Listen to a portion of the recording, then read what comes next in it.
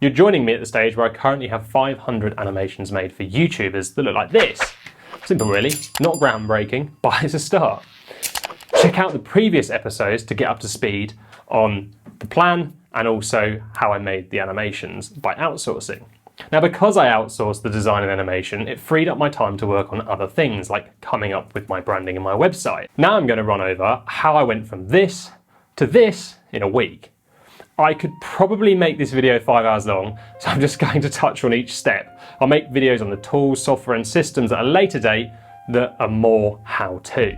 Before we dive into the build, we need to design our brand, and the best thing to do is to start with a brand guide. So I'm going to show you how I made my super simple brand guide to get started.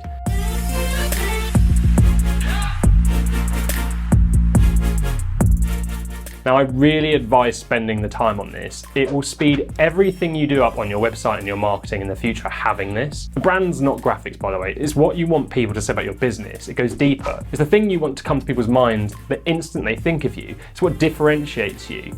You can then use that to design your branding and your graphics to represent these things.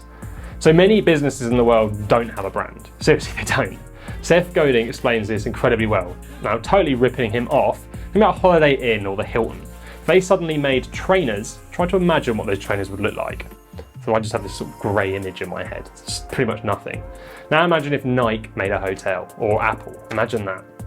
Apple's hotel would be white, spacious, high-tech, funky, have a waiting list. Nike's would be really fun, there'd be famous memorabilia on the wall, people playing games all over, and it would just have a fantastic atmosphere. I can literally picture the kind of people who would be inside both the Apple and the Nike hotel. So you probably found it easier than the Hilton or the Holiday Inn test because yes, they have a brand, but it's not really ingrained in us.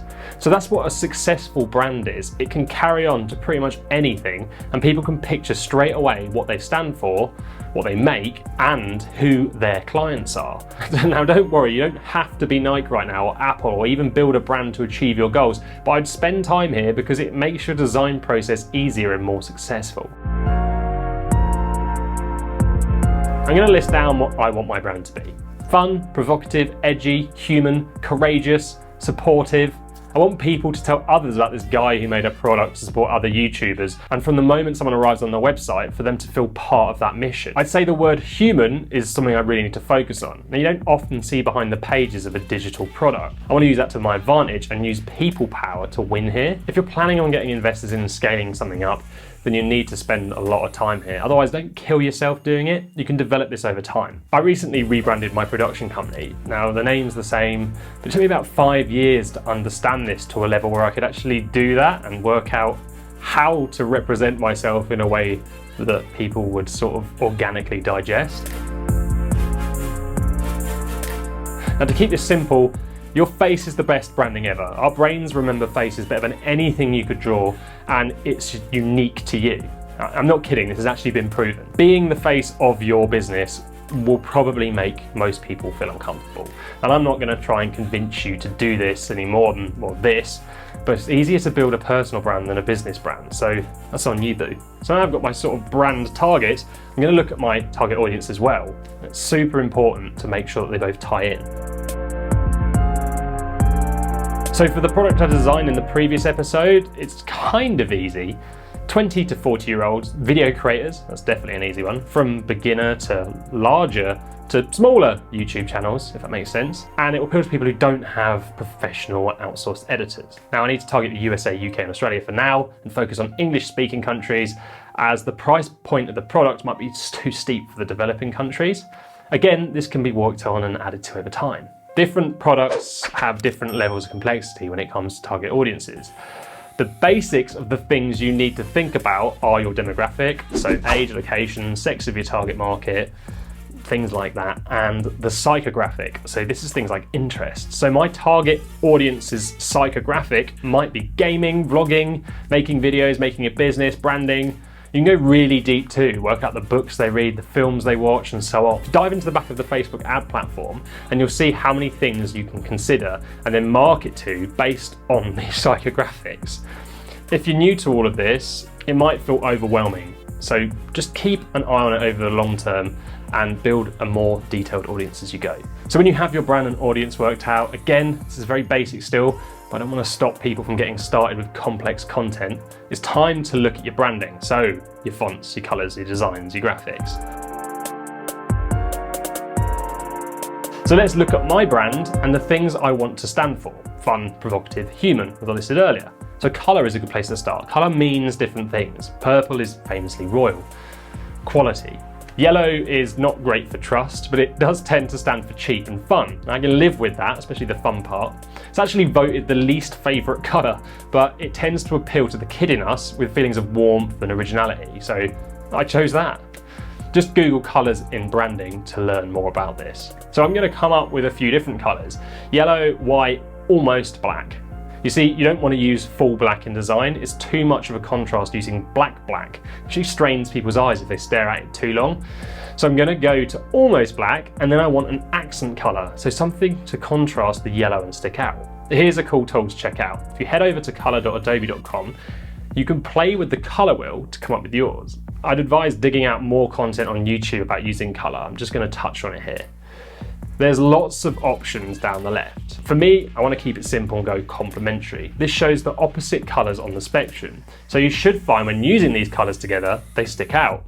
Because I'm only focused on web marketing here, I want one colour to stick out on my website or ads for calls to action. So I need one that works with yellow. You can see this is suggesting to look at purple. It's not quite working for me, that purple. I think it's too serious, so I'm going to play with something brighter, and this is what I came up with. So here we have the main yellow and the colour code. Make sure you save your code somewhere you can easily access them. This is a hex code. You can use it in most design, editing and marketing software to make sure it's always the same. The pink is something I'm going to use as an accent. So something to draw people's eye, which I'm only really going to use in calls to action, not in the main design. By the way, making a document like this is something that will make working with freelancers and anyone you outsource to in the creative department so much easier. So now I want to look at a font. Now I'm lazy. So to fit in with my brand, I'm going to a sans serif, which is what most companies use nowadays. Serif was used more in print. Serif fonts are not as curvy, a bit more serious, think newspapers. Sans serif fonts, they're easier to read on the screen and a little bit more playful. Check out Google Fonts to find fonts that you can download and use pretty much anywhere or add to software. Find ones that load fast on websites too for SEO purposes. Now this is Poppins. I use it on my production company's website. I like it because it works great for bold headlines and also regular copy. So you can pair fonts. I'm not going to for time's sake. Google font pairings for some inspiration. So in my guide, I'm going to use Poppins Black as headlines and regular for paragraphs and body copy. If we wanted to go a step further in here, we'd add the types of images we use, so infographics, photos, the tone of the photos and so on. My production company's clients have handed me brand guides that are 60 pages before, which is overkill for us right now. Very interesting to see and very helpful when you work for them. So now we need a logo. There are two sides to this argument. It's very important and it's not very important. I side on the side of it being important if you want to start a globally recognised brand. If you want to make a living and not take over the world, then spend time and money on it, but limit it. Richard Branson's Virgin logo was designed on a bit of scrap paper. They said to their designer, we want something like this, scribbled it down, and then said, actually that works, and went with that. So I'm going simple. I mean, I spent the best part of 10 minutes on this. It's really simple. But look at all of the biggest companies in the world. You might not have realised this, but most of their logos are just a word in a boring font.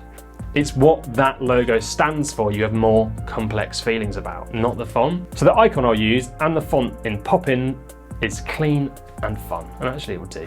So now we have this. I'm going to spend a bit more time looking for images now. I don't think pictures of me on an animation website are really quite right.